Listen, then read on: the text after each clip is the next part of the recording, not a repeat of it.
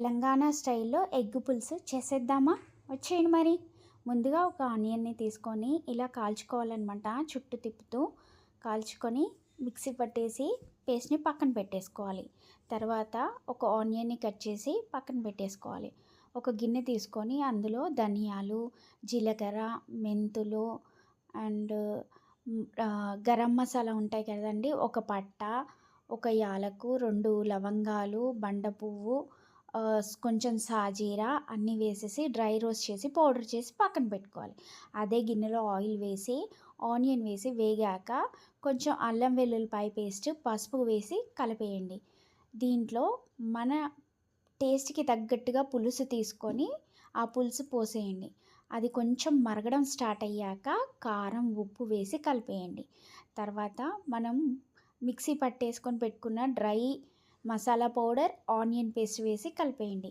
ఇది మరగడం స్టార్ట్ అయ్యాక ఉడకపెట్టుకున్న కోడిగుడ్లని ఘాట్లు పెట్టి పులుసులో వేసేయండి.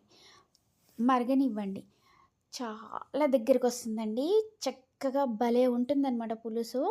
మా ఇంట్లో ఈ రెసిపీ మా అమ్మమ్మ చేసేదండి. మా అమ్మమ్మ దగ్గర నేర్చుకున్నాను.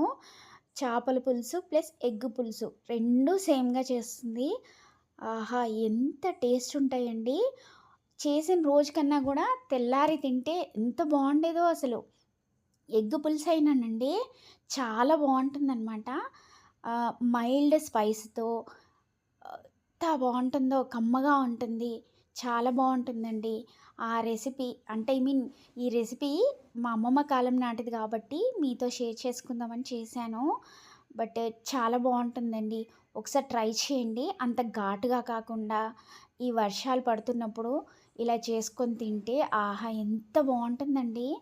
ఇంక మనకెంత కావాలో అంత చిక్కగా అయ్యాక దింపేసి కొత్తిమీరతో గార్నిష్ చేసి వడ్డిచ్చేయండి.